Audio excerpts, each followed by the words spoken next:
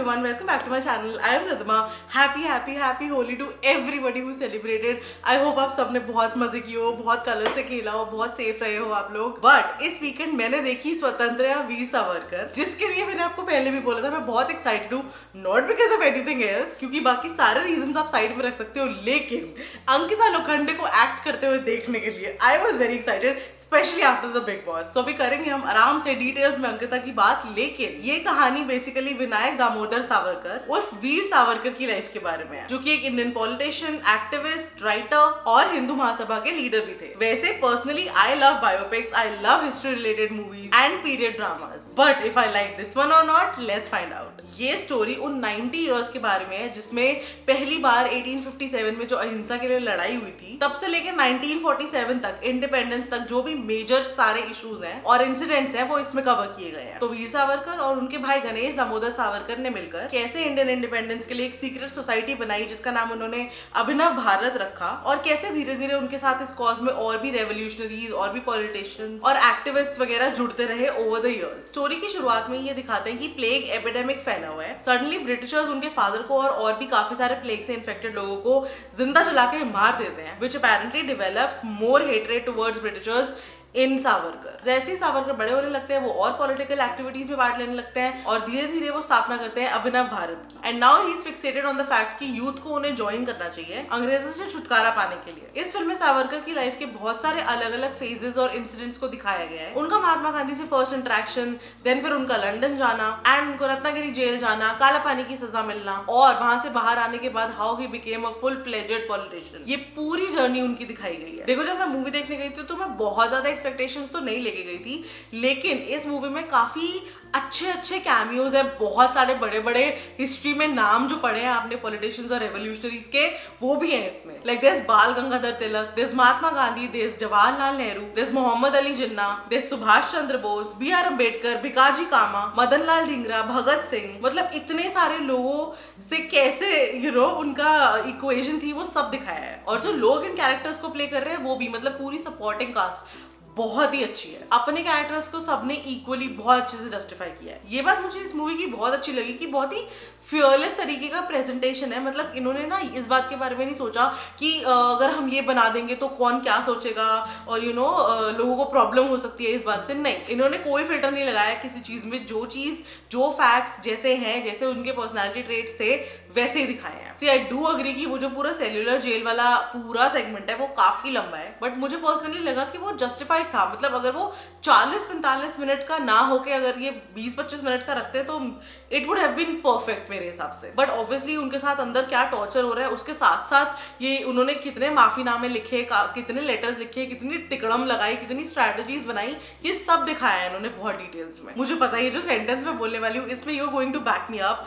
Randeep Hooda is one of the best method actors that we have. He is a phenomenal actor. I loved him in Sarabjit. क्योंकि मुझे नहीं याद मैंने इसके अलावा उनकी कौन सी मूवी देखी है, मतलब ऐसे the top of my head मेरे को याद नहीं आ रहा है, लेकिन हाँ, Sarabjit it left a mark on me and on everybody else also. And obviously उनका वो जो पूरा वेट लॉस वाला ट्रांसफॉर्मेशन था वो बहुत चर्चा में रहा था उस टाइम. एंड सेम वे इस बार भी इस मूवी के लिए भी उन्होंने कुछ ऐसी ही ट्रांसफॉर्मेशन की है, which is commendable. I think Randeep ने इस मूवी में बहुत ज्यादा इंप्रेस किया है अपनी एक्टिंग से. मतलब मैं आपको बोल के कन्वे नहीं कर पाऊंगी, लेकिन जब आप देखोगे तो वो इतना इम्पैक्टफुल लगेगा ना आपको. उनके डायलॉग ऐसे लगेगा oh my God, actual Veer Savarkar is standing in front of you and इतना कन्विंसिंगली बोल रहे हैं वो आपको ये चीजें. गाना एक ही है मूवी में एंड आई थिंक हाँ, जरूरत थी भी नहीं ज्यादा गानों की, लेकिन बैकग्राउंड म्यूजिक मुझे काफी अच्छा लगा because it goes hand in hand with the cinematography and it's really good. Monologues और डायलॉग्स भी काफी अच्छे हैं. मतलब कुछ तो ऐसे है कि लिटरली आपका मन करेगा कि उठ के क्लैप करने लग जाओ. They will force you to it. Cinematography I still say कि मेरे को थोड़ी सी ओकेश लगी क्योंकि कहीं कहीं पे it gets really dark, but apart from that overall it was okay. और फाइनली हम बात करते हैं अंकिता लोखंडे के बारे में, जो कि बनी है रणदीप हुड्डा की पत्नी, मतलब वीर सावरकर की पत्नी. और जितना उनका कैरेक्टर और उनके डायलॉग्स नहीं है ना मूवी में, उससे ज्यादा एटीट्यूड लेके घूम रही है मैडम बाहर. By chance have you seen those reels जहां पर मैडम ने अपने पूरे खानदान को, अपने पूरे रिश्तेदारों को, अपने पूरे बिग बॉस के सारे दोस्तों को, फ्रेंड्स को, जितने भी लोगों को, सबको बुलाया हुआ है प्रीमियर पे. तो अंदर मूवी चल रही थी, एवरीबडी वाज इनसाइड. बाहर अंकिता मैडम इतनी गुस्सा हो गई नहीं कि भाई इतना शोर कैसे आ रहा है। वो खुद मैडम खुद आई है बाहर आके पैप्स को डांटने के लिए। Please, this is not right, yeah. This is really not done. कुछ चल रही है यार अंदर। मतलब मेरे को समझ नहीं आया, वो खुद आने की क्या जरूरत है, आप किसी को भी भेज सकते, बट नहीं, वो खुद दिखाने आई है मेरी मूवी है, मैनर्स नहीं आपको। Anyways bye now I think you know I don't like her, या I not like her in Bigg Boss and I don't like anybody from Big Boss to be honest. Anyway, acting wise, she has acted fine. थोड़े से ही scenes थे, कोई बहुत ज़्यादा scenes तो थे भी नहीं, but yeah, apart from her, और बहुत लोग हैं supporting cast में, जैसे उनके भाई का कैरेक्टर निभाया है अमित सियाल ने. He has also done a good job. But कुछ कैरेक्टर्स ऐसे थे, जैसे जिन्ना का कैरेक्टर हो गया या गांधी जी का कैरेक्टर हो गया, वो इनिशियली लगे ही नहीं जैसे हमने हिस्ट्री बुक्स में देखी है उनकी फोटोज, वैसे मतलब बड़ा अजीब ऐसे लग रहा था कि कोई और ही है। मैंने भी रिसेंटली क्राउन का फाइनल सीजन देखा था एंड क्राउन के बारे में एक बात जो मुझे बहुत ही अमेजिंग लगी थी वो ये थी कि उसके जो कैरेक्टर्स है ना, वो रियल लाइफ वाले कैरेक्टर्स से एकदम अनकैनी रिजेम्बलेंस है। मतलब आप एकदम यंग टाइम की क्वीन देखोगे या प्रिंस फिलिप देखोगे या प्रिंस चार्ल्स देखोगे, डायना देखोगे, भाई मतलब ओहो क्या मजा आ जाता है ना उनको देखने में, कि ऐसे लगता है oh my God Diana is standing right in front of you. इतना अनकैनी, वैसा वाला कुछ करना चाहिए इनको, मेरे को लगता है, but I don't know who I to say. I would say movie थोड़ी सी ज्यादा ही लंबी हो गई, मतलब 3 घंटे की मूवी है तो बीच में एक इंटरवल से तो लिटरली किसी का कुछ नहीं हुआ,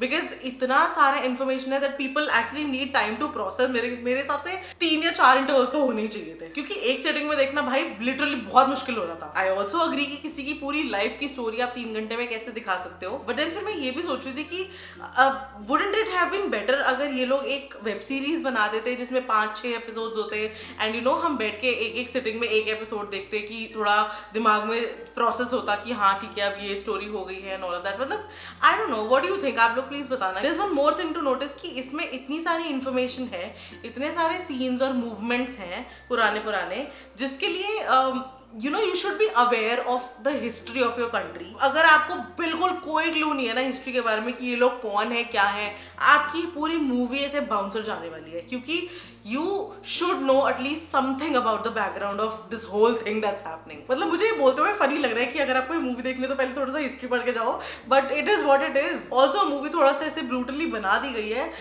इसमें ये नहीं सोचा गया है कि आप एक कांग्रेस सपोर्टर हो या आप एक बीजेपी सपोर्टर हो, सो उसको नजर में रख के अगर देखोगे तो शायद आपके बाइसेस हो सकते हैं, लेकिन आई वुड स्टिल से कि एज अ हिस्ट्री प्रोजेक्ट देखो या एज अ हिस्ट्री लेसन देखो एंड जस्ट डोंट जज। किसी पार्टी को सपोर्ट मत करो, जस्ट न्यूट्रल होके देखो, then it will make sense to you and you will like the movie, क्योंकि कंटेंट पॉइंट ऑफ व्यू से इट इज अ मास्टरपीस। शुरू में Mahesh Manjrekar was supposed to be the director of this movie, लेकिन बीच में ही quit, क्योंकि उनको somehow लगा कि वो इस कैरेक्टर के साथ इस रोल को जस्टिफाई नहीं कर पा रहे हैं, एंड तभी Randeep Hooda stepped in and उन्होंने इस मूवी में मेन प्रोटैगनिस्ट का रोल करने के साथ साथ इसकी डायरेक्शन भी संभाली, and that is how this movie ended up being his directorial debut. एक बात वैसे सोचने वाली है कि बचपन में हिस्ट्री बुक्स में हमने यू नो महात्मा गांधी, सुभाष चंद्र बोस हो गए या B R Ambedkar for that matter हो गए या जवाहरलाल नेहरू हो गए, इन सब के बारे में हमने कितना कुछ पढ़ा है, मतलब मोटी हिस्ट्री बुक्स, पेजेस, चैप्टर्स सब पढ़े हैं, लेकिन वीर सावरकर के बारे में we have hardly read anything. At least मेरे टाइम पे तो स्कूल में कुछ भी नहीं था उनके बारे में। ये मूवी देख के एटलीस्ट लगा कि चलो ठीक है, फाइनली